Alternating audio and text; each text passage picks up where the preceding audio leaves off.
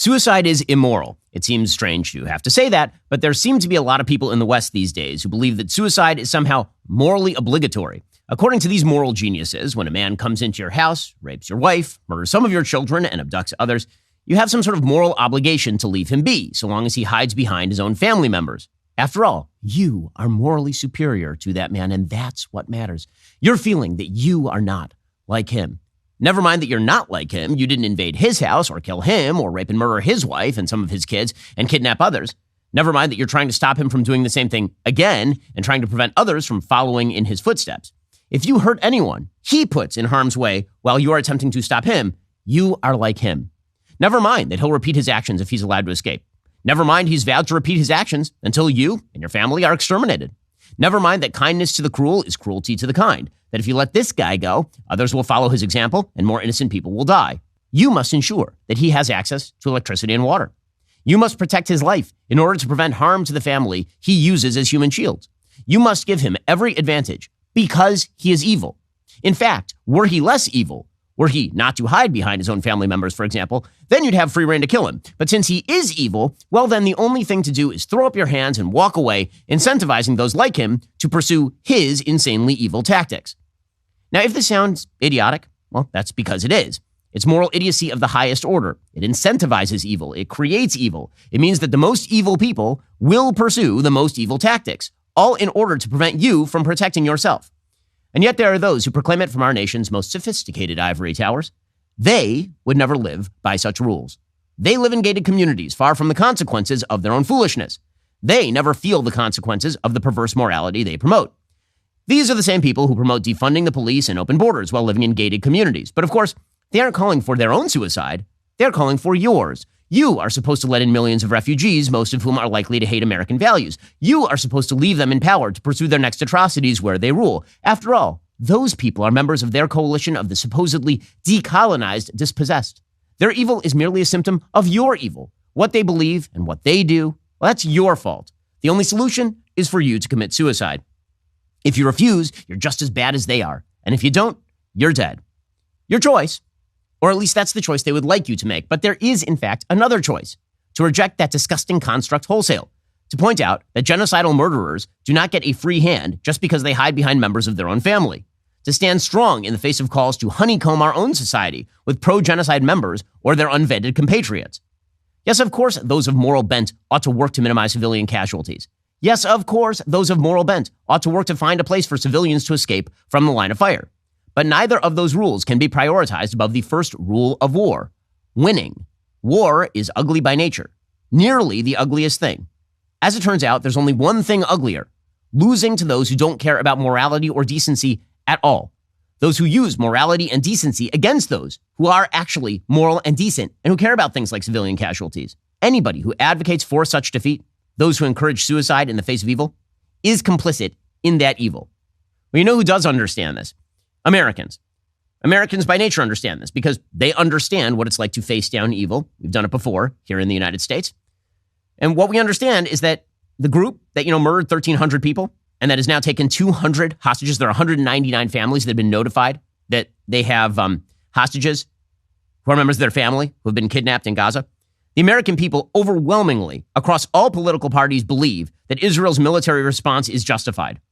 71% of Americans believe that it is justified. Only 8% say it is not justified. 21% say not sure. And that holds true across virtually every demographic.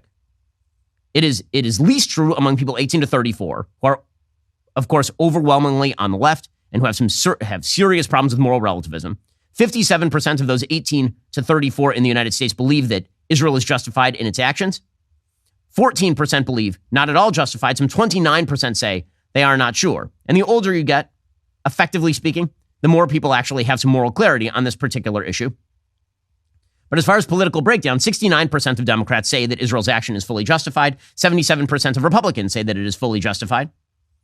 In fact, the group that is least likely to think that things are justified are independents, and even they, by a 2/3 majority, believe that it's justified. Only 10% say it's not at all justified. A lot of people are saying they're not sure because the easiest way to get off easy in any moral conversation is to pretend that you don't know the answer to the question. When everybody knows the answer to the question, which, of course, is that You have to try to minimize civilian casualties if you are Israel. You have to try to make sure that as few innocent people die as possible. And also that every ounce of blood that's being spilled in Gaza right now is not on Israel's hands. It is on Hamas's hands. Everyone understands this, except for the elite. Except for the elite in our society. The elite in our society, media elite, professors on campuses, our intellectual luminaries, some of our Congress people, they refuse to understand this sort of thing. They are the advocates for cultural suicide. They are the advocates for the West to simply shoot itself in the head in order to avoid the natural consequences of ugly war. Again, remember, the entire rules of war were written in order to disincentivize the kind of activity that Hamas is currently engaging in. The entire purpose of having laws of war is to prevent Hamas from hiding behind civilians. And yet, the same people who are now claiming that Israel is violating international law by targeting Hamas are actually incentivizing Hamas to put kids in front of their guns. That's the actual effect.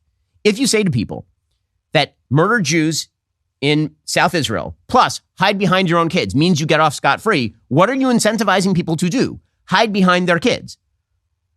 If anything, the world should be incentivizing the hunting down of Hamas, specifically because they hide behind their own kids. Because otherwise, everyone's going to hide behind their own kids. That's how incentive structures work. In just 1 second, we'll get to the elite who seem completely unable. They are paralyzed by their own moral relativism. We'll get to that momentarily first. Last week, Pure Talk announced they're going to alleviate $10 million in veterans' debt by Veterans Day. And they will get there by giving a portion of every new order to this cause. Because of your support, they're already 27% to their goal with 3 weeks to go. Our veterans gave everything to protect the nation. Pure Talk understands the sacrifices they have made. When you switch to Pure Talk's lightning-fast 5G network, they'll donate a portion of every new order to this noble cause. You can make a real difference just by choosing superior cell phone service. Pure Talk's plans start at just $20 a month, offering unlimited talk, text, more data, and a mobile hotspot. Just go to puretalk.com/Shapiro and make the switch over. What's nice is that you can also be helping veterans while you get better phone coverage. Obviously, I use Pure Talk for all of my phone calls. You should do the same. And when you do, you are helping out veterans. Let's rally together and show our unwavering support for our veterans. Visit puretalk.com/Shapiro. Switch to Pure Talk today. It's the right move. It's the American way. Again, head on over to puretalk.com/Shapiro. Switch on over to Pure Talk today. Their plans start at just $20 a month, offering unlimited talk, text, more data, plus that mobile hotspot. And let me tell you, their network is great. Go check them out right now. puretalk.com/Shapiro. Okay, so as I say, our moral exemplars, our moral elite, they're completely disconnected from the American people and from reality. And they break down into basically two categories. One are the stupid, and two are the cynical pro-Hamas. And they're not the same category. I'm not going to suggest, for example, that Pete Davidson on SNL is pro-Hamas. He's not. He's just a typical Hollywood idiot. Right? He's somebody who has reverted to all situations are the same, all morality is the same. I can't take sides here. I can't. Now, let's be real about this. Everyone should be mourning right now. Civilians murdered in Israel for the crime of being Jews, and members of the civilian population in Gaza who are murdered by Hamas. Okay? It is a Hamas murder. When you hide a child in front of your guns while you shoot at other people and the child dies in the crossfire, that is your problem. When I say your problem, I mean your moral problem. It's everybody's problem, but it's your fault.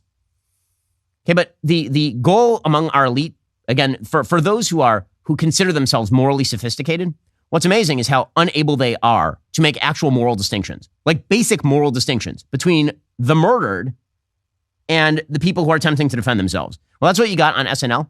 And you saw so many people in the Twitterverse, the moral relativists, immediately, oh, isn't this so nice? Isn't this so nice? Because everyone is, okay, well, let's be real about this.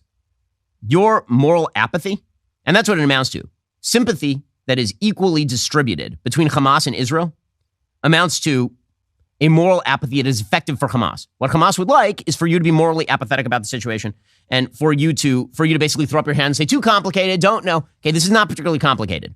The side that murders babies in their beds for the crime of being babies, that's the bad guys. The fact that SNL has to do this sort of hands off, well, comedy will say, again, okay, if you're looking to these people for any sort of moral guidance, you too are a fool. Here was Pete Davidson on SNL, both siding this thing. This week, we saw the horrible images and stories from Israel and Gaza. And I know what you're thinking. Who better to comment on it than Pete Davidson? Well, in a lot of ways, I am a good person to talk about it because when I was 7 years old, my dad was killed in a terrorist attack. So I know something about what that's like. I saw so many terrible pictures this week of children suffering, Israeli children and Palestinian children. when Pete Davidson's statement on this thing is basically suffering is bad. Yeah, we are in agreement. We are in agreement. But suffering is bad is not a moral message. And unfortunately, that is the side that's taken up by so many of our moral sophisticates.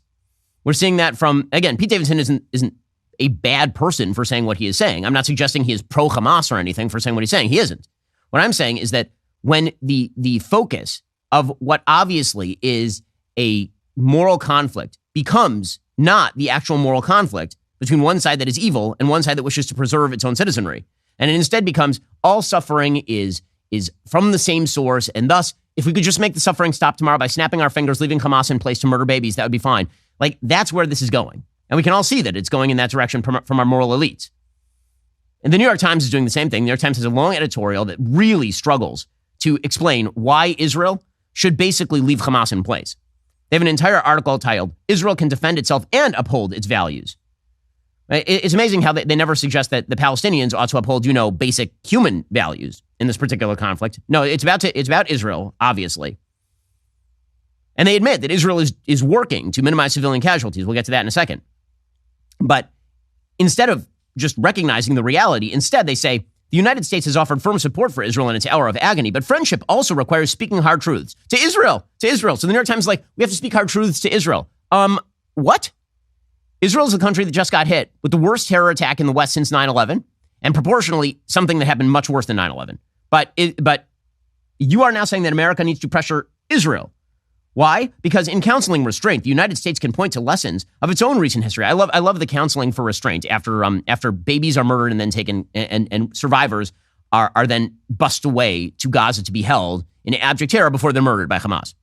So that's the New York Times. Again, the moral sophisticates who say that, for your own morality, you have to ease off. You have to ease off, obviously. That is not moral sophistication. It's moral foolishness. And then, of course, you have the most obviously stupid people like Sunny Hostin, right? So Sunny Hostin, of course, did the Israel is doing war crimes routine, which is just pathetic. And she's a pathetic specimen of immorality on virtually every scale. Here she is. But I do think that what we need to remember is that there is an international human rights body of law. And when you look at that law, part of it is retaliation against innocent civilians collectively is also terror and is also a war crime. And again, those are not my words. Those are the words of the law. And the president of the European Commission, Ursula von der Leyen, said just last year when we were all talking about Ukraine, she said Russia's attacks against civilian infrastructure, especially electricity, are war crimes. Cutting off men, women, children of water, electricity, and heating with winter coming. These are acts of pure terror, and we have to call it as such. And so what I'm saying is, yes, I think those that are around the other Arab countries, Israel actually bombed the only exit out of Palestine to Egypt. That is not true. Israel did not bomb the Rafah crossing.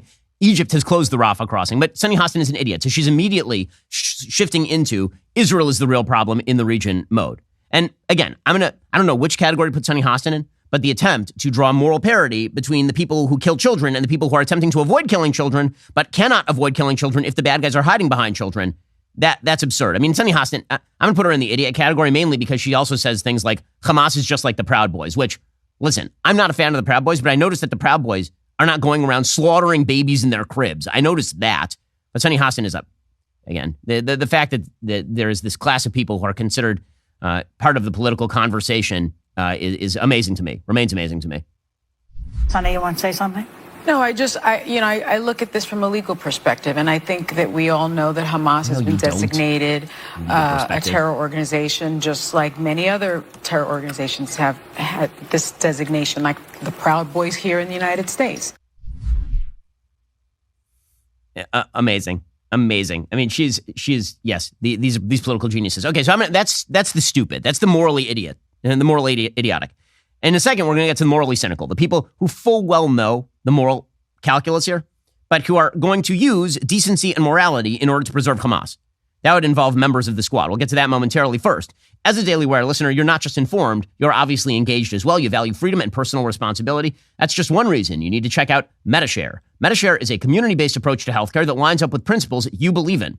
Your values matter, and with MediShare, your healthcare dollars won't be used for medical procedures that don't line up with your beliefs.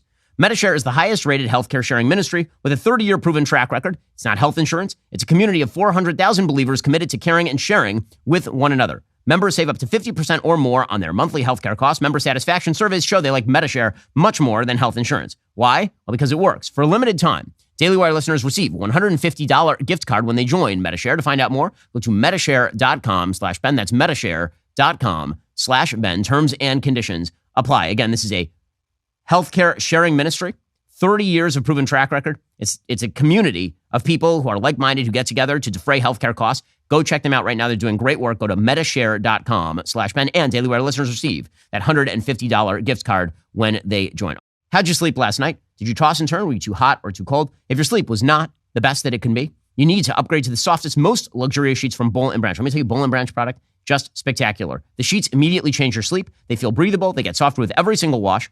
The Boll & Branch sheets are made from the finest 100% organic cotton threads on earth. They feel buttery to the touch. They're super breathable, so they're perfect for both cooler and warmer months. Their signature hem sheets were made with luxurious threads. They also fit the mattress perfectly. There's nothing more annoying than you go to sleep, you wake up in the middle of the night, and your face is like directly on the mattress because the sheet slipped off the mattress. It doesn't work that way with Boll & Branch sheets. Boll & Branch gives you a 30-night risk-free trial, free shipping and returns on all orders. You're not going to want to return them. I'm telling you, Boll & Branch product is so good that I literally travel with it. Like when we went to Israel, I literally bought Boll & Branch blankets with me. Like their cable knit throw blanket is my absolute favorite. Sleep better at night with Boll & Branch sheets. Get 20% off your first order when you use promo code Shapiro at bollandbranch.com. That's Boll & Branch, BOLLAND, branch.com. Promo code Shapiro. Exclusions apply. See site for details. Again, that's bollandbranch.com and use promo code Shapiro. Okay, so again, when it comes to those who are advocating for Western suicide, because the same people, by the way, who are arguing that Israel should basically go hands off with Hamas because you have to preserve your own values, they're the same people who would argue the same thing about America. I'll give them that credit. So those break down into two groups. The people who are just morally ambivalent or who seek to obscure the moral calculus. And then there are people who actively side with the terrorists. And that, of course, would be people like AOC and Ilhan Omar. So they spent the weekend distributing actual misinformation. Now, one of the things that's been amazing to watch on Twitter is the creation of false narrative in real time. It's been amazing to watch. I know because it's happened to me. I put out an actual picture of a burned baby from Kfar Aza, and it was immediately, by advocates for Hamas and their idiot allies, it was immediately labeled false information, and it was suggested that it was AI generated, which it was not. And a community note was attached to that tweet, which they then promptly grabbed and then blasted around the internet to suggest that I was falsifying atrocities. Meanwhile, AOC and Ilhan Omar were actively promoting false information. So, for example, earlier this week, AOC said the level of misinformation in all directions in this conflict is incredibly high, especially on this platform. If you see a claim, photo, or video that triggers a strong emotional reaction, take a moment to pause and check for veracity or confirmation from multiple sources. And so first of all, that is fine, except for the fact that the rest of the squad then started posting pictures of pro-Hamas propaganda. So Ilhan Omar reposted a picture from another blue-checked account. The blue checks don't mean anything anymore. And that account claimed that there were 614 Palestinian children murdered by the Israeli IDF forces. And it posted pictures of dead kids. The problem is that the image was not from Gaza. The image was from 2013 of chemical weapons used in Syria. So she was blasting out false information, which of course she doesn't care about that, of course. Meanwhile, AOC continues to blast out the idea that if Israel does not immediately give in to Hamas and simply stop all operations, then that means that Israel is to blame for all of this.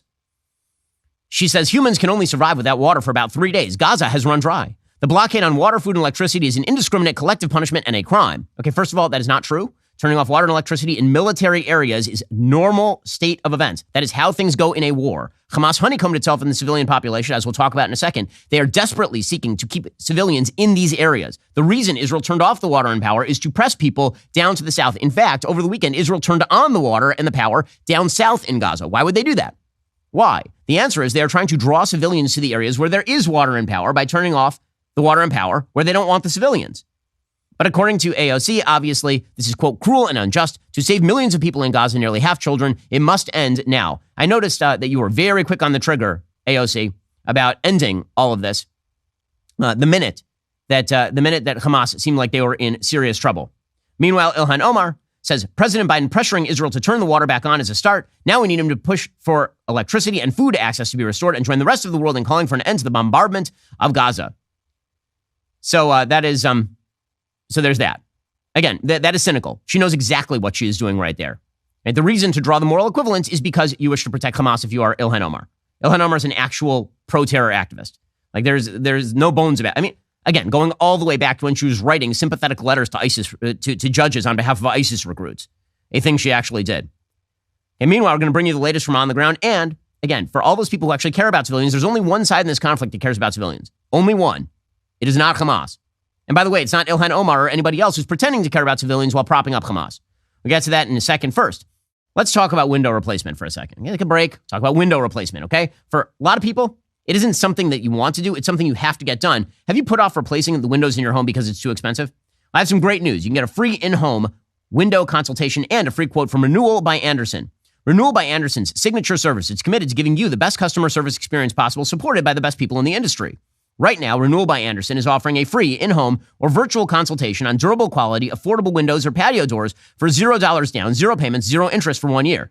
Text Shapiro to 200-300 for your free consultation and save $375 off every window and $750 off every door. Those savings won't last long. Be sure to check it out. Text Shapiro to 200-300. That's Shapiro to 200-300. Texting privacy policy and terms and conditions posted at textplan.us. Texting enrolls for recurring automated text marketing messages. Messaging data rates may apply. Reply stop to opt out. Go to windowappointmentnow.com for full offer details. Also, are you still getting your chocolates from the woke companies?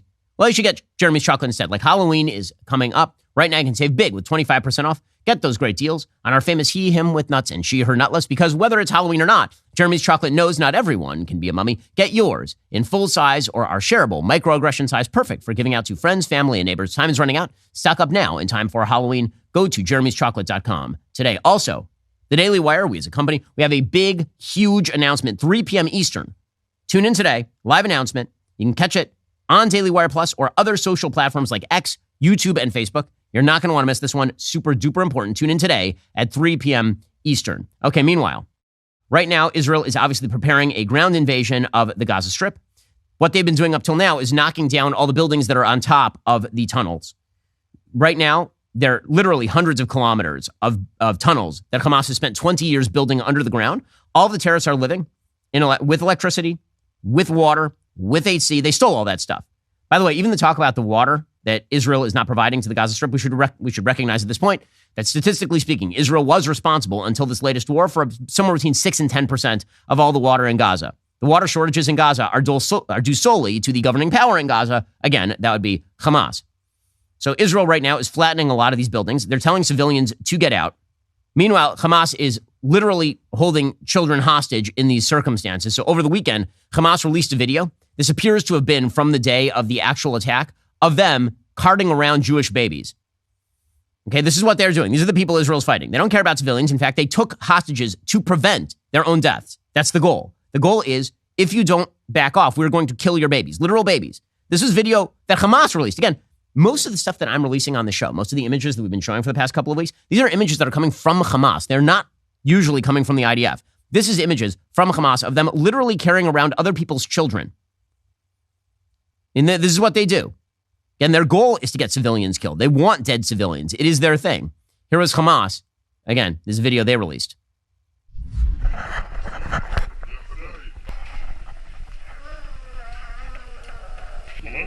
This is Hamas picking up a child. They just murdered the parents. They got another child on their lap. They just murdered the kid's parents. Again, these are all babies. It's terrorist daycare over here. Carrying other people's children. People are sick. Okay, but obviously, you know that. But forget about the Jewish babies who they're keeping in a hostage situation. They're preventing the evacuation of their own people. So here's a tape of a Gaza resident. Okay, this is a Palestinian telling an IDF officer how Hamas is literally stopping people from leaving the most militarily relevant areas. And there's a phone call between an IDF intelligence officer from Unit 504 and a Jabalia resident in northern Gaza. And I'm going to read you what they're saying. The Gazan says they are preventing people from leaving. The IDF officer says, tell me exactly where it is that they stopped you. The Gazan says, those who are here near the agency, they are taking the ID card and the car keys.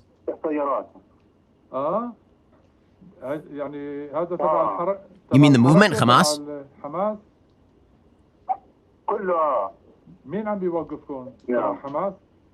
He says, who's stopping you? The IDF officer says, Hamas? And the Gazan says, yes, yes. I mean, Hamas is literally stopping people from leaving. Not only is Hamas stopping people from leaving, there are literal aerial photos of Hamas stacking trucks on the highway out of these areas to prevent people from leaving.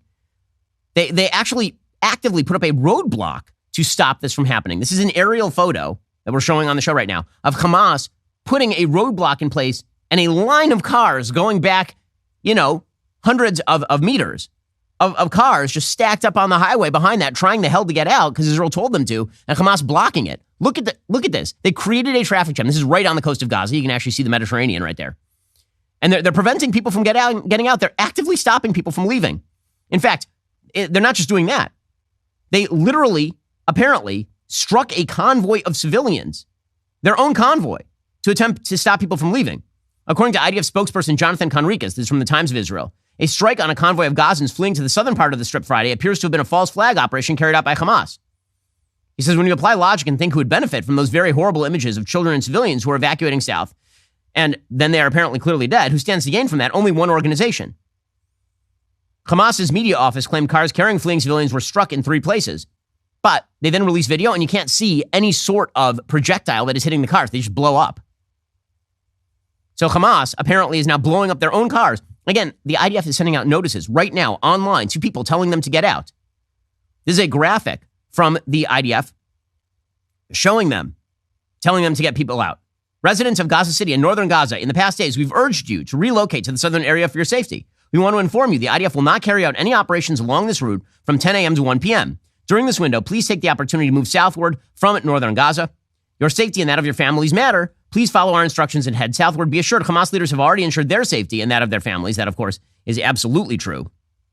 Meanwhile, again, this is being widely reported. This is not like a giant mystery. Everybody knows exactly what's going on. Here is Fox News reporter Trey Yingst saying that the Palestinians are actively being prevented from leaving. Hamas, the group in control of Gaza, is preventing civilians from leaving their homes after the Israelis warned them of an impending strike. I also spoke with a civilian in Gaza City who confirmed this information. This is significant because the source indicated Hamas is threatening people and preventing them from leaving if they try to get to a safer location. Wait, Trey, then all of these Palestinian people will die. Why would that be Hamas's goal? الإسرائيلي معروف عنه أنه بحب الحياة. This is, of course, a clip of the senior Hamas official Ali Baraka last week saying, we love death, they love life. I mean, that's why. I mean, we all know the answer to this question. Hamas wants people to die specifically because they are preying on stupid Western belief that if civilians die, it must be the West's fault somehow, not the people hiding behind the civilians in order to protect themselves. I mean, you can see the incentive structure here. The incentive structure here is to maximize civilian casualties, so much so that in a darkly hilarious moment in the middle of this conflict, the Hamas propaganda arm released a video of a supposed dead person, and it was a doll. Okay, this is a thing that actually happened. It's not the first time this has happened. There's video, pretty famous video online that you can see of Palestinians in past conflicts carrying around stretchers with supposed dead bodies on them, and then there's an air raid siren that goes off and the dead body gets up and starts walking again. Of course, there are tons of people who are being killed in Gaza right now. Of course. This is not to deny their suffering or to deny that that's happening. But it is also to show that it's absolutely in Hamas's interest to maximize the depiction of civilian casualties in order to gain world sympathy so they can continue to pursue their evil. It is they who are putting the civilians in harm's way. So this is a video. Yeah, they actually took this down because they realized too late that it was perfectly obvious that one of the figures in the video is an actual mannequin. This is one of the things that they released.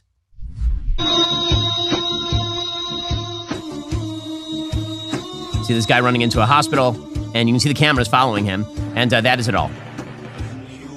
You can see that is not you can see it's not. And they actually cut it and they removed it later. They cut it and removed it later because it was too obviously not real.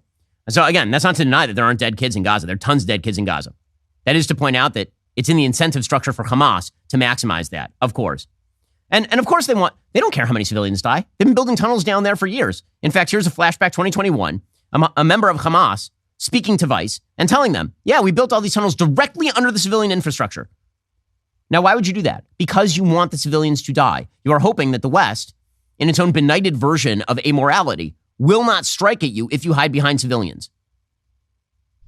The fact that you're down here in tunnels that have been built under civilian areas, you're launching rockets from civilian areas as well, doesn't that mean that you're endangering Palestinians that you claim to be fighting for? We are sacrificing ourselves and our times and everything we do in order to ensure a better future for our children. But are you also not sacrificing the civilians that are directly above you? Of course, we don't want them to get killed or to get targeted, but this is the only choice we have. This is what we can do, and they are supporting us. You can go to the sea, you can go to the air, you can go to anywhere. So that's why we are building tunnels. This is the only mean which is possible for Al-Qassam brigades. Okay, now, I'd like you to note his statement there. They are supporting us. They are supporting us, the civilian population. This is an ugly truth. A huge percentage of the population of Gaza supports Hamas. A huge percentage of the Palestinian population in Judea and Samaria supports Hamas. That's just a reality. I know it's ugly, and I know that we love to tell ourselves these pretty stories in the West about how whenever there is an evil regime anywhere on earth that has no popular support from the population, sometimes that's true, and a lot of the time, it really is not true. A lot of the time, there's widespread support for terrorists. Again, that doesn't mean they deserve to die, civilians. It does mean that if you are talking about things like, should America take in refugees, you might want to consider who it is that you're taking in. So again, the gap between the elites on this particular issue and the people is stunning. The vast majority of people in the West not interested in taking in vast populations that actively support Hamas or are sympathetic to Hamas or are anti-Semitic in the extreme, which by every poll, the Palestinian population, particularly in the Gaza Strip, is. Again, that doesn't mean that we should that the West or Israel or whomever shouldn't minimize civilian casualties. It does mean that before you decide who you want living next door to you, you might want to know who it is living next door to you. Meanwhile, you have Jamal Bowman. Again, this is what progressives do. You have Jamal Bowman, who is now suggesting that perhaps the United States should take in Gazan refugees. He said, quote, 50% of the population in Gaza are children. The international community, as well as the United States, should be prepared to welcome refugees from Palestine while being very careful to vet and not allow members of Hamas. Yeah, good luck with that. Good luck with that. Ron DeSantis was asked about this over the weekend, and he was like, no, which is the correct answer. How can you paint with such a broad brush to say 2.3 million people are anti-Semitic? Well, first of all, my position is very clear. Those Gaza refugees, Palestinian Arabs, should go to Arab countries. The U.S. should not be absorbing any of those. I think the culture, so they elected Hamas. Let's just be clear about that. Not everyone's a member of Hamas. Most probably aren't, but they did elect Hamas. There was a lot of celebrating of those attacks in the Gaza Strip by a lot of those folks who were not Hamas. But if you look at their education system, this has been an issue for a long time. They teach kids to hate Jews. The textbooks do not have Israel even on the map. They prepare very young kids to commit terrorist attacks. So I think it's a toxic culture, and I think if we were to import large numbers of those to the United States, I think it would increase anti-Semitism in this country, and I think it would increase anti-Americanism in this country. By the way, that's obviously true. Every word of what he is saying there is obviously true. In fact, I can show you exactly the educational materials that tend to be shown to Palestinian kids. This, for example, these are cartoons from Palestinian television. And you may notice the presence of a figure who looks an awful lot like Mickey Mouse. This should be Farfel Mouse, who is encouraging small Palestinian children to murder Jews. So here's just some clips from Palestinian TV, again, directed at small children. So you wonder how it is that you have a bunch of very young men who are seeking to kill Jewish babies in their cribs. The answer is they're indoctrinated from the time that they are babies in this idea, because this is Hamas is sick. The Palestinian Authority is a sick organization. Islamic Jihad is sick. Okay, here, again, this is how education goes in the Palestinian areas.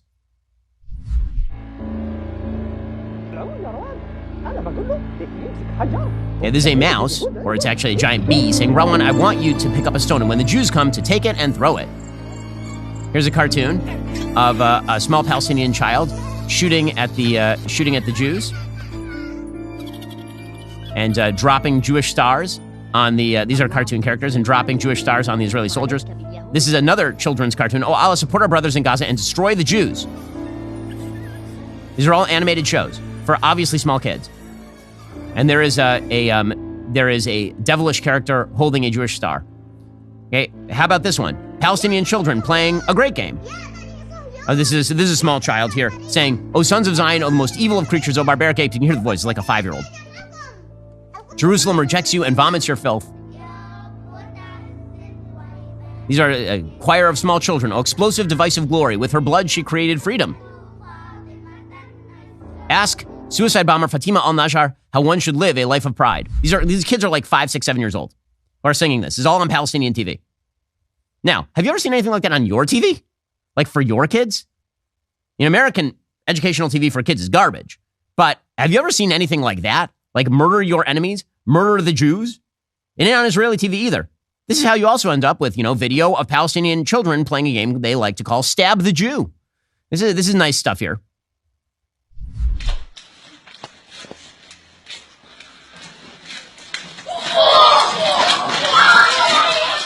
See, this kid who is coming out of the woodwork and acting. They literally are play acting. They have kids who are pretending to be Jewish, and a kid who comes along that they get themselves some yarmulkes so they can dress like that. And a kid jumps out and shouts, "Stab the Jew." This is a nice Palestinian game for children. They have Palestinian terror training camps for young boys. Here's what they explain about what they teach them at summer camp. We did not come here to enjoy ourselves or to play or anything like that. We came with our souls. These are small kids, like 10, 11. Martyrs, and are wounded to sacrifice ourselves for Palestine and for our people. This promotional video urges students from primary school, high school, and college to participate. In the camp, target practice involves AK-47s, anti-tank weapons, and video simulations. So that in the next phase, Allah willing, these boys will be able to confront the plundering enemy and disfigure its face in the next war. Okay, here are children from the Palestinian Authority areas and Hamas areas bragging about the value of killing Jews. This kid says, yes, they teach us that the Zionists are our enemy. This is a kid at a UNRWA school, a school run by the UN. This is in East Jerusalem. And we must fight them. They teach us that Jews are terrorists. At school, they teach us about Jews. They teach us that they are bad people. They killed our young. They teach us in school that Jews are fickle, bad people. I am ready to stab a Jew and drive a car over them. I will fight. These kids are like 7, 8, 9 years old. I will ram a car into them, the Jews. This kid's maybe 13. We have to constantly stab them. Drive over them and shoot them, the Jews. Stabbing and running over Jews brings dignity to the Palestinians. Kids maybe 12, 13. I'm going to run over them and stab them with knives. Again, this is in East Jerusalem. Okay, so you wonder why Ron DeSantis is saying maybe we shouldn't import lots of these refugees. Maybe it's because of that. Maybe it's because of that. And again, it's not as though this is unsubstantiated stuff. The GoPros and the phones that were on the terrorists contain footage from the last attack. They contain footage that actually exists from before the actual attack. And some of that footage has now been released. That footage includes videos of kids who are training for terror. You can see these are kids wearing Hamas operative uniforms. And you can see in the background, some of these kids are what, 13, 14 years old maybe? Wearing like full-on military gear, carrying AK-47s, getting ready to murder some Jews. Right? This kid is maybe 9, and he's carrying a gun and pointing it at the camera while wearing military fatigues. So when Ron DeSantis and the American people, and by the way, most people in the West are like, no, we're not interested in importing a lot of these sorts of folks.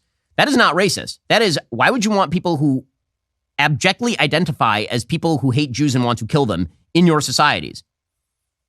By the way, I mean, there's video that has emerged now from, again, this is put out by Hamas, of cheering Palestinians at Shifa Hospital as rockets are fired on Tel Aviv. This is Shifa Hospital. Again, Hamas famously has planted its headquarters underneath Shifa Hospital so that if Israel wants to strike at it, then they'd have to blow up a hospital. This is their entire thing. They're shouting Allahu Akbar as the rockets fly on Jews. There's also video that has now emerged that you haven't seen yet from these attacks, the horrific terror attack of October 7th. From those terror attacks, it was not all Hamas terrorists. There were civilians, because these borders are extremely close. There were civilians who were literally rushing into the wrecked and charnel house murder houses of these various kibbutzim and communities along the border and stealing things, like looting it, like you would see in a riot in the United States, like people taking away TVs, people taking away bicycles. I mean, this video of, again, these are not all Hamas terrorists. Some of these people are just like people from Gaza who are arriving to steal things from the Jews now that the Jews are dead. You can see them walking in. Not all these people are armed. A lot of these people are unarmed. They're walking in and they're seeing if they can pick themselves up some nice stuff. Obviously, deep care from these civilians about the Jewish civilians who are just murdered in these places. I mean, if you're near a Jewish village that just got completely ransacked and babies got murdered, why wouldn't you steal some kids' bikes? You can see them riding the kids' bikes over there. And why wouldn't you do that? Why not? After all, I mean, here's an opportunity to get some stuff. Sure, the kid was just murdered. It's time. Let's loot some gear here. We need some gear. Okay, so when it comes to whether the West ought to open itself up wide to refugees from Gaza, at the very least, you have to consider maybe there might be some culture clash. There might be a little bit of culture clash. I mean, that culture clash obviously already exists in the West. The mass importation of radical Muslim populations has not been good for Europe. Again, the reason I'm showing you all this stuff is because when you have Westerners like Jamal Bowman saying things like, we should just import refugees from Gaza. Why not? I mean, so again, two things can be true at once. One, try to minimize civilian casualties as best you can in the face of Hamas literally hiding behind civilians. But two, the notion that it's the West's job, that it's America's job to import Palestinian refugees, it's absurd. It's absurd. It's not been going well for the West. Over the weekend, there was a massive protest in London, which is now 15% Muslim. Not all those Muslims are radical, but there is a big radical Muslim population in London, without a doubt. This protest, you didn't see this protest against Hamas after they murdered a bunch of Jews, I noticed. You only saw this protest in favor of Hamas after Israel retaliated. There's like 50,000 people in the center of London. That is a lot of Hamas supporters in the center of London.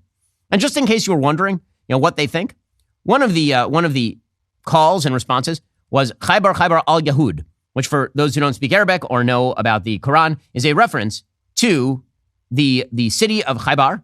There was a massacre of Jews in the Quran. It's explicitly discussed. The idea that Muhammad created a treaty with the Jews and then the Jews refused to convert, and so he murdered all of them.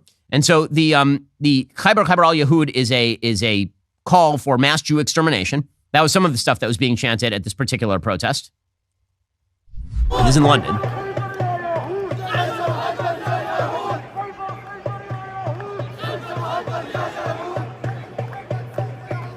These are moderates, probably. Seem like a nice bunch of people. I'm so glad that they're in London, aren't you? I mean, I think there's probably it's just cultural diversity, gang. It's all going amazing. This seems like it's probably great for the West. By the way, a man did show up with an Israeli flag and was promptly beaten down by some of the protesters.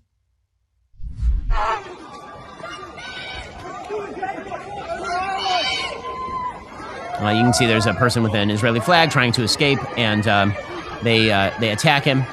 And there are the cops actually trying to wrestle him away, presumably to protect him, but the Palestinian ralliers jumping on him, attempting to get at him to physically beat him up, because that's the way that worked. Now again, this is not a major surprise. London has been plagued with radical Islam for a long time. Mohammed Hijab is a prominent commentator over in Britain, somehow sort of entered the mainstream to the extent that he has conversations with mainstream people. And this is the kind of person that Mohammed Hijab, he's his major following in London. Here he was in 2021 screaming anti-Semitism. However, when those Zionists came in with their dogs, that was There's a protest. He says that Zionists showed up with their dogs. That that's an act of provocation. What we're saying now, he's talking to cops. I'm making it very clear so everyone understands. If those dogs come close to us again, we will see it as an act of aggression, and we will kill those dogs. We'll put them down. This is him shouting along some of his friends. We want the Zionists. This is some of the ralliers who are following him. This is the Nike anti-Jewish edition. Some of the ralliers. That's not Hijab. That's some of his followers. This is the difference for them is they think life begins. This is Hijab. They think life begins. For us, we believe that death begins. We believe that life begins at death.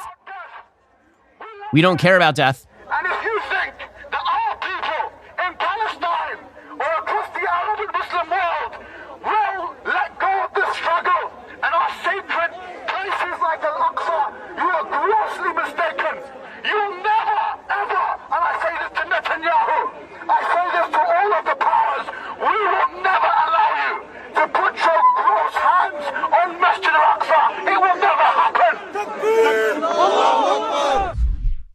I mean, this is the center of London, again.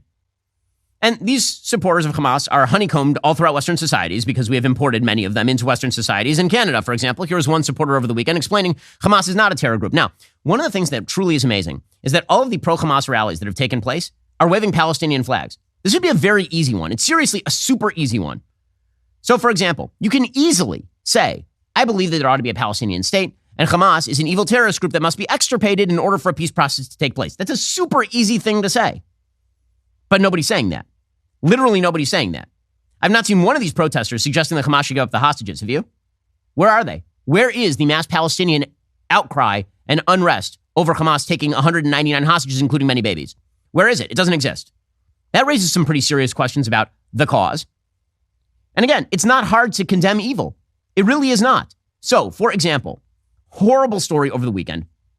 An Illinois man, according to Reuters, was charged with hate crimes for stabbing a 6-year-old Muslim boy to death and wounding his mother in an attack that targeted them for their religion and as a response to the war between Israel and Hamas, according to officials and Muslim rights activists. The boy was stabbed some 26 times, a horrifying story. The 32-year-old woman had multiple stab wounds. She's expected to survive. This happened about 40 miles southwest of Chicago. President Biden said that the Muslims, quote, came to America seeking what we all seek, a refuge to live, learn, and pray in peace. This horrific act of hate has no place in America. Totally agree. Of course, everyone agrees with that. Everyone should agree with that. This person is evil. This person should be given the death penalty. You murder a child, you should be given the death penalty. Now, is that hard? Doesn't seem that hard. Seems like everybody's on the same page. You murder a Palestinian for being a Palestinian, you should get a death penalty, right? This makes you evil. Also, I noticed 0 Palestinian activists saying that Hamas is evil. None. Literally 0. You cannot find them. If they exist, they are very hard to find. They're doing an excellent job of hiding. It is not hard to condemn evil. It's very easy to condemn evil, actually. And yet people have such a tough time doing it. Here's a Canadian supporter explaining Hamas is not a terror group. Hamas is not a terrorist group. Oh, it isn't, ma'am. First of all, Hamas is not a terrorist group. Hamas is not a terrorist group. What is it, like a motorcycle club? It is a resistance that has been fuming for 75 years of colonialism, of occupation, of murder, of rape, of little children, of women. That's what they are. They are resistance. Do you think Canada is a colonialist country too? Everything that they do is justified. Including what happened last week? Every single thing they have done is justified. Ma'am, there were children murdered. There were babies beheaded. Babies beheaded, really? Please educate yourself. Please check the news. Okay. Because as a news reporter, you gotta check the fucking news because they said that was fake. Okay? Multiple times. Oh, it's all fake. It's fake. That's it. These are the people that the West has decided to import. Really, really good decisions. Chris Wray, the head of the FBI, yesterday, he said that Hamas-style attacks could come to the U.S. Yeah, I wonder why. From whom? Who, per se, would conduct such attacks? After all, everyone that we've imported over the past 40 years has been a peace-loving person, obviously. Clearly, we're doing an amazing job vetting our people when, why would we be worried about this? I thought everyone here loves peace.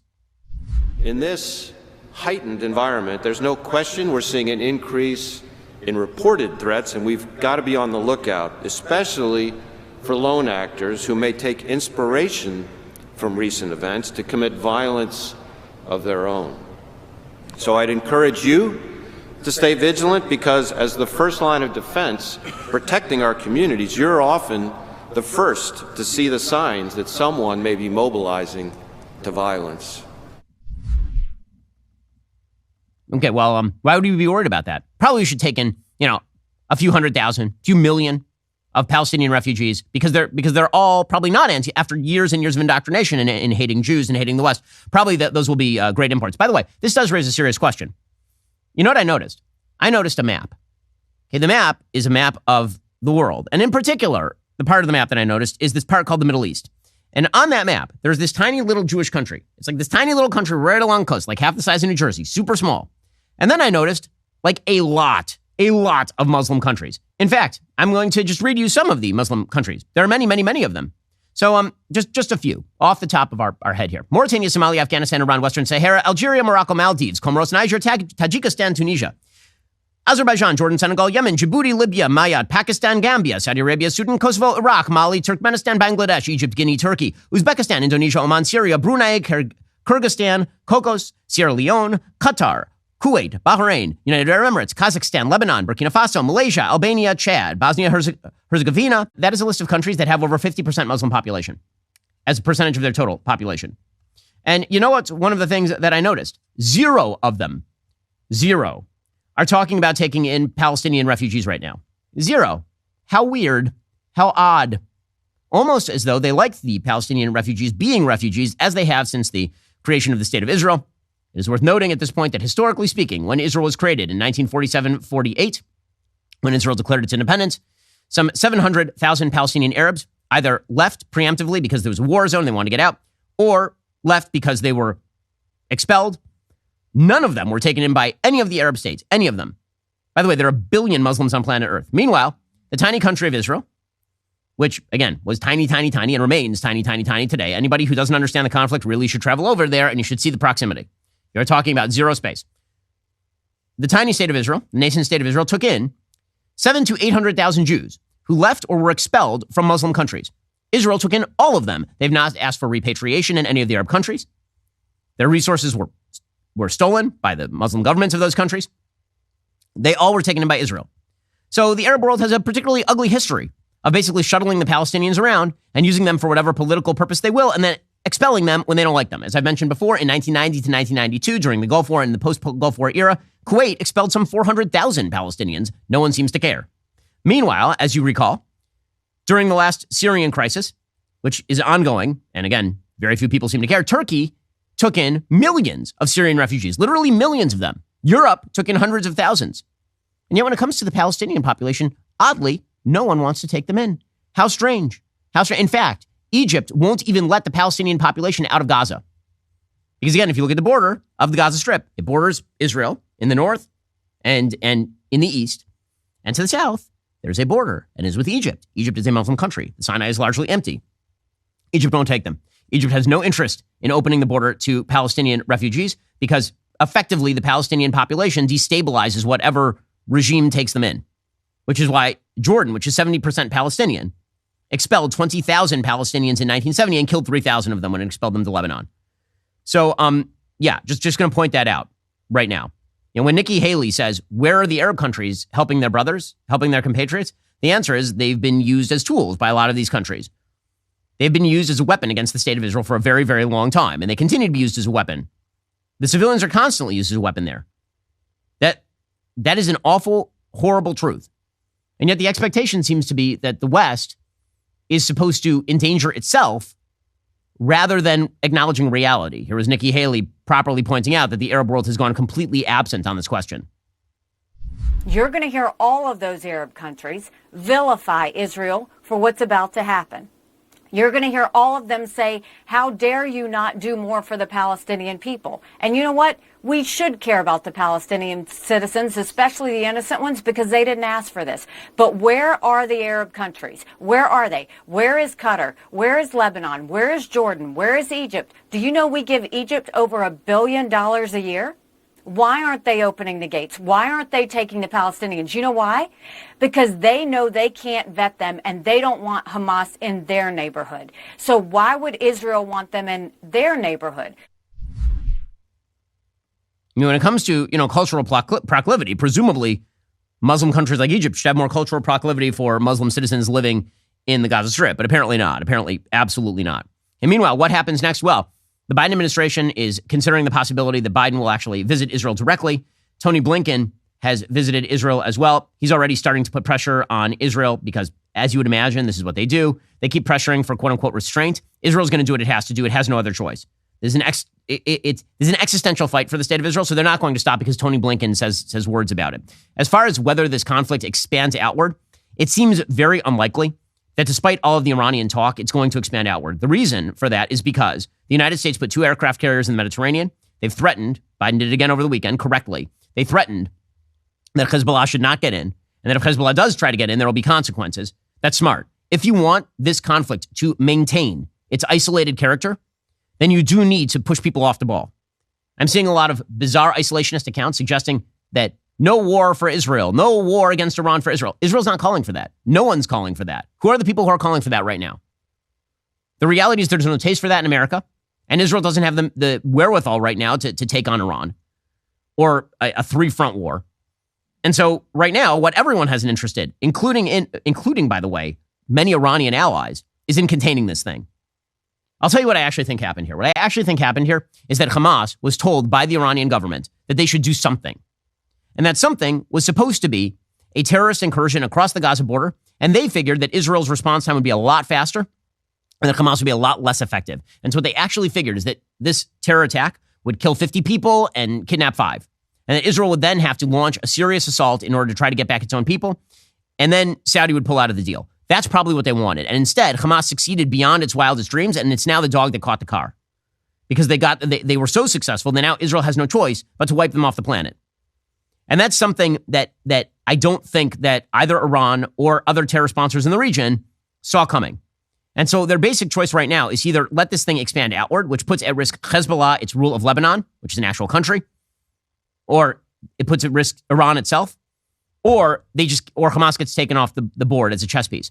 In fact, there are reports out now from the Israeli government that the government of Qatar, which is largely Iranian aligned in many ways, that the government of Qatar is pushing Hamas to release all the hostages. And in fact, there seems to be widespread sentiment that all the hostages should be released by Hamas as an attempt to then create world pressure for Israel to stop the destruction of Hamas. Now, I don't think that's going to be successful. Israel has to extirpate Hamas because the 1,300 dead Jews still exist. It's not as though they disappear even if the hostages are unilaterally released. But right now, everybody sort of understands that no one has an interest in this thing going broader. So Iran is making noises and they're threatening because they sort of have to make noises and threaten. They've deployed weapons in Syria, presumably in order to try and push Israel from not going into Gaza. But I would be surprised. Not saying it couldn't happen, but I'd be surprised if it would. This is the reason why U.S. intel apparently is suggesting that a massive attack by Hezbollah would be unlikely. Because if that happened, then Hezbollah would get taken off the map as well. Israel does have the capacity to take Hamas and Hezbollah off the map. And Iran doesn't want to lose all its proxies in the region. Okay, in just 1 second, I'm going to get to news closer to home. The Republicans continue to struggle over actually, electing a Speaker of the House first. In a world filled with uncertainty, you need to be prepared for any possibility. You need My Patriot Supply. My Patriot Supply is your trusted partner for emergency preparedness. Whether it's a natural disaster, a sudden emergency, or unforeseen circumstances, My Patriot Supply's high-quality food storage solutions ensure you and your loved ones are always well-fed, no matter what comes your way. Obviously, the world's become a very risky place in the last few years. Whether you're talking about natural disaster or, God forbid, a terror attack, you need resources in your home in case something goes bad. Right now, My Patriot Supply is offering $200 off a 3-month food supply to help you stay prepared for anything. Go to preparewithben.com, grab the special price before it ends. Your 3-month emergency food supply provides over 2,000 calories every day for optimal strength and energy in stressful situations. You can enjoy a wide variety of My Patriot Supply. You can even customize that supply. They offer an ultimate breakfast kit, a mega protein kit with real meat. They offer a gluten-free kit as well. Each meal is delicious, and they have a shelf life of 25 years. So you buy it, you stick it in the closet, you forget about it until you need it. Invest in your own safety and well-being by securing your food storage today. Go to preparewithben.com, get $200 off your 3-month emergency supply. Again, go to preparewithben.com right now. That's preparewithben.com. Well, meanwhile, the Republicans continue to struggle to elect a Speaker of the House. Again, Matt Gaetz launched a quixotic quest to get rid of Kevin McCarthy. No one can really explain why or what he hoped to gain by this. There was a backroom speaker's election held by the Republicans just a couple of days ago, in which they were selecting between Steve Scalise, the House Majority Whip, and Jim Jordan, who's the head of the Oversight Committee. And Scalise won. Scalise won something like 113 to 99 among the Republican members of the House. And then he couldn't put together the 217 votes to go forward and actually be elected Speaker of the House. So all of that was for naught. The sort of backroom gamesmanship that suggested, okay, we'll have an election back here. And then even if you lose, right, even if you're a person who voted for the losing candidate, you'll vote for the winning candidate going forward. Nope, that didn't happen. So Scalise took his name out of contention. That has left Jim Jordan. But Jim Jordan is struggling with the exact same thing. According to the Wall Street Journal, some Republicans say strong support from grassroots conservatives will help new Speaker nominee Jim Jordan win over dozens of GOP critics and take the gavel this week, but opponents are standing firm. Pressure is mounting on Republican lawmakers to resolve their internal fighting nearly 2 weeks after Kevin McCarthy was ousted in a historic vote. We got to get past this stage, said Representative Frank Lucas of Oklahoma. There's not enough political oxygen in this place to think about other stuff. Jordan, of course, is very conservative. A lot of moderates, not huge fans. I know Jim. I think he's great. But there are a lot of moderates in the caucus who are not huge fans and think that he's too Trumpy, for example. Jordan said, we're going to get to 217, he told reporters on Friday, but holdouts within his own party are saying he can't get there without his support. Representative Mario Diaz-Balart of Florida plans to vote against Jordan on the floor. Dan Crenshaw backs Jordan, says nothing is impossible, but it's going to be really, really difficult based on what I'm hearing. So he has a lot of grassroots support, does Jim Jordan, but there are a lot of people who are in swing districts, like purple districts, who are afraid that because Jim Jordan is so conservative, that he's going to blow them out, that they'll lose their House seats if Jim Jordan is the speaker, that he's going to bring up a bunch of legislation that actually damages them in their purple districts. See, this is the thing about being Speaker of the House. It is not about being an inspirational leader being Speaker of the House. Being Speaker of the House is very much about putting a favor there and getting a favor from here. It's about wheeling and dealing. It's about what kind of coalition you can put together. You're a coalition leader if you're the Speaker of the House. You're not a hard-charging Senate candidate or presidential candidate. And people who are looking to the Speaker to be the latter are going to have a lot of trouble because the Republican caucus is very fractious, not just on the right. There's been a lot of focus on Matt Gaetz and the Freedom Caucus, but also on the left side of the party, where they're thinking to themselves, okay, the only reason Republicans control the House right now is because Republicans won a bunch of upstate New York seats in not particularly conservative areas. And those seats just go away if the Republican Party makes a hard turn to its right in its leadership. So McCarthy, for his part, has thrown his support behind Jordan. He says, we can't have this Gaetz doctrine continue any further. He says, I think Jordan can get there. I'm one who understands how difficult it is. Democrats who now are trying to game this thing. They want concessions from Republicans in order to vote for a Republican candidate for the speakership. Here was Hakeem Jeffries saying, we're not going to help out the Republicans unless we get something in return. Have you identified a candidate who you could potentially get behind? And would you allow your members to vote for a Republican speaker? We have not identified any candidate on the other side of the aisle because our focus is not on the individual. It's on the institution of Congress and the best interests of the American people, which is why what we've suggested is that we reevaluate the rules that are currently in place to facilitate bipartisan cooperation and to eliminate division. So, yeah, again, the concessions to the Democrats, I don't think any Republican wants to make those, but unless the Republicans get their heads out of their asses and at a certain point here actually pick a speaker and come together around someone, they're going to have to, because there will have to be a speaker at some point, which is precisely the opposite of what you want. So you started with McCarthy's making too many concessions to Democrats. Then Gaetz and company voted entirely with Democrats. Like 8 Republicans voted with all the Democrats to get rid of McCarthy. And now this thing could end with somebody cutting a deal with the Democrats that gives them benefits just to get a speaker back in place. So just genius level stuff here. Genius level. As I've said before, if you're going to lead a coup against the Speaker of the House, you better have some sort of plan. You better have some sort of list of concessions that you think you're going to get out of everybody. But so far, that list of concessions is not forthcoming. Nobody is actually putting forward that list of concessions. Nobody thinks that list of concessions is going to materialize or be effectuated. So so what exactly is the point of all this? Nobody knows at this point is the answer. It's amazing. As I've been saying for a while, first party to baseline competence wins. Republicans have an opening. Joe Biden is an incompetent president. He has been an incompetent president. The world is on fire in nearly every place, from little to big. Little fires in places across the world to big fires like the one in the Middle East or the one in Ukraine. Big economic smoke signals that are not particularly good, including the bond market. And Republicans, meanwhile, are busily kicking themselves directly in the crotch. And it's like, what are you guys doing? Just why? Why? And I understand that people are upset, but being upset is not a strategy. It's a mood. Like at a certain point, you might want to actually try to get something done. Now, on behalf of conservatism, if you actually care about that sort of thing. Alrighty, in just a second, we're going to be talking about the election in Poland, which is kind of fascinating because we were told that Poland is a right-wing dictatorship, and yet the right seems to have been ousted. If you're not a member, become a member. Use code Shapiro. Check out for 2 months free on all annual plans. Click the link in the description and join us.